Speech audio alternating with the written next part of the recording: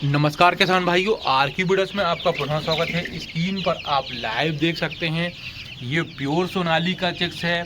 यदि इसके डे की बात करी जाए तो आज इसको 24वें दिन हो चुका है। 24वें दिन के मैनेजमेंट के रूप में जो नीचे एक जो बरूदा बचा हुआ था, हमने उसको थोड़ा सा अल्टी पल्टी कर दिया है ताकि ब्रूड इसमें किसी प्रकार की कोई स्मेल ना आए। आप देख सकते हैं कि मैं बीच में बैठा हूं, लेकिन बरूदा बिछा होने के कारण इसमें किसी प्रकार की कोई स्मेल नहीं आती। 24 घंटे में इसको एक बार अल्टा पल्टी कर दें। आप देख सकते हैं कि अभी 24वें दिन मेल फीमेल की पहचान होने लगी है। जिसमें कलगी थोड़ी थोड़ी दिखाई देने लगी है, ये मेल है, और जिसमें कलगी कम दिखाई दे रही है वह फीमेल है। एक किसान फार्मर भाई ने मेरे से पूछा था कि सर टेम्परेचर कितना दिया जाए, तो मैं बताना चाहता हूँ वैज्ञानिकों के अनुसार जो आदर्श टेम्परेचर है वह 38 डिग्री नापा गया है। 38 डिग्री टेम्परेचर उनके अनुसार रहता है, लेकिन मेरे अनुसार जो मेरा एक्सपीरियंस रहता है, यदि आप शुरुआत में 28 से 30 डिग्री टेम्परेचर बर्ड को 7 दिन तक देते हैं तो उसमें किसी प्रकार की कोई मोर्टेलिटी नहीं होती। और यदि 14 दिन से यदि देखा जाए, 7 दिन के बाद 14 दिन तक यदि देखा जाए, यदि हम टेम्परेचर 25 डिग्री भी रहे, 24 डिग्री भी रहे, तो उसमें भी किसी प्रकार की कोई मोर्टेलिटी नहीं रहती है, क्योंकि ठंड के समय जो टेम्परेचर देना रहता है बहुत कठिन रहता है। और इसीलिए जैसे ही 7 दिन हो जाते हैं तो उसके पूंछ और पंख उग जाते हैं, तो उसमें टेम्परेचर की कम आवश्यकता पड़ती है।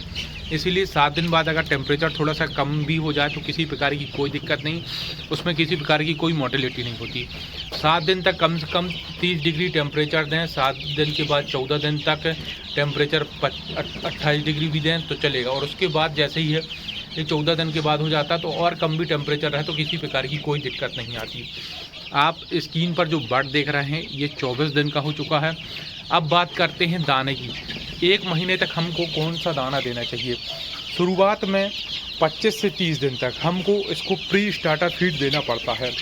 फिर यदि बात करती जाए दूसरे महीने की, 25 से 30 दिन के बाद हम इसमें कौन सा दाना दें। 25 से 30 दिन बाद हम इसमें स्टार्टर दाना दें, और जब इसको 2 महीना हो जाते हैं 60 दिन, तो फिर हम उसके बाद कौन सा दाना दें। जब इसको 2 महीना हो जाते हैं तो स्टार्टर के बाद हम 2 महीने 60 दिन बाद इसको फिनिशर दाना देने लगते हैं। फिनिशर दाना क्या रहता है, थोड़ा सा मोटा रहता है। हमेशा ध्यान रखें, जो बर्ड रहता है, जब बच्चा रहता है तो हम इसको प्री स्टार्टर रहता है, ये प्री स्टार्टर थोड़ा सा बारीक रहता है, और जैसे ही यह 1 महीने का हो जाता है तो फिर इसको स्टार्टर देने लगते हैं।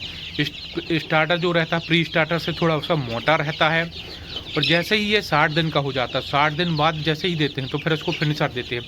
फिनिशर जो रहता है स्टार्टर से और मोटा रहता है, यानी कि लास्ट में थोड़ा बहुत मोटा दाना रहता है।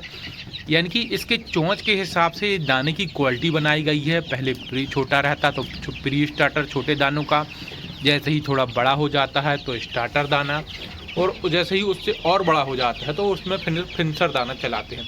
इस प्रकार दाने की 3 प्रकार की क्वालिटी होती है। प्री स्टार्टर, फिनिशर रहता है, प्री स्टार्टर, स्टार्टर और फिनिशर। और टेम्परेचर की बात करें तो 7 दिन तक 30 डिग्री टेम्परेचर, और 14 दिन तक 28 डिग्री टेम्परेचर दें। फिर उसके बाद किसी प्रकार का कोई टेम्परेचर दें तो कोई दिक्कत नहीं होती। यह है, टेम्परेचर में ज़्यादा बदलाव नहीं होना चाहता है। तो किसान भाई वीडियो देख के देख सकते हैं कि टेम्परेचर किस प्रकार से हमको देना चाहिए। शुरुआत में 7 दिन 30 डिग्री तक दें, उसके बाद 28 डिग्री दें। आप देख सकते हैं कि बर्ड जो है 24वें दिन काफ़ी तेज़ी से और काफ़ी अच्छे से ग्रोथ ले रहा है। इसमें किसी प्रकार की कोई मोर्टेलिटी नहीं हो रहा है। अब जो हमने जो घेरा बनाया था, घेरा भी बड़ा कर दिया था। अब बर्ड इतना बड़ा हो गया है कि घेरा तोड़ के ऊपर से उस तरफ जाने लगा है। अभी इसको हम पूरा खोल देंगे कुछ समय बाद, तो ये अपने पूरी तरीके से इसमें फार्म में पूरी तरीके से घूमते रहेंगे। जो फार्म आप स्क्रीन पर देख सकते हैं, ये छत के ऊपर शेड बना है। इसमें चारों तरफ जाली लगी हुई हैं, 1 तरफ, 2 तरफ, 3 तरफ, 4 तरफ, और नीचे 4 फीट का बाउंड्री वॉल बना हुआ है। हमेशा सेट का ऐसा बनाएं जिससे कि जो रहता है वेंटिलेशन की व्यवस्था, उसमें क्रॉस वेंटिलेशन की व्यवस्था रहे। जैसे कि हवा इस तरफ से चले तो इस तरफ आराम से आसानी से निकल जाए। और यदि हवा, कहने का तात्पर्य है, यदि हवा पूर्व से चले तो पश्चिम की दिशा में निकल आए, और यदि दक्षिण से चले तो उत्तर की दिशा में हवा मतलब क्रॉस वेंटिलेशन देना चाहिए। इसमें क्या रहता है, फार्म में किसी प्रकार की गंदगी नहीं आती, स्मेल नहीं आती। यदि आप वेंटिलेशन पर्याप्त रूप से नहीं देते तो फार्म में बदबू आने लगी, स्मेल आने लगेगी, और जो इनकी जो ब्रीड से अमोनिया गैस बनती है, अमोनिया गैस बनने लगेगी और चिक्स में मोर्टेलिटी होने लगेगी।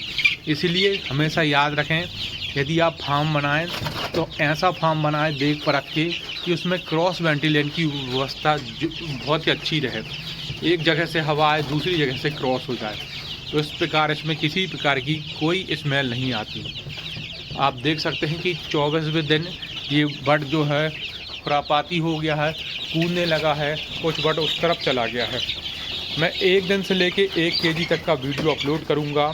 जिस किसी भाई किसान भाई को मेरा यूट्यूब चैनल अच्छा लगता है तो प्लीज़ लाइक करिए चैनल को, और नीचे कमेंट करके बताइए। यदि कुछ गलतियां होती हैं मेरे से तो वह भी कमेंट करके बता सकते हैं। जय हिंद किसान भाइयों।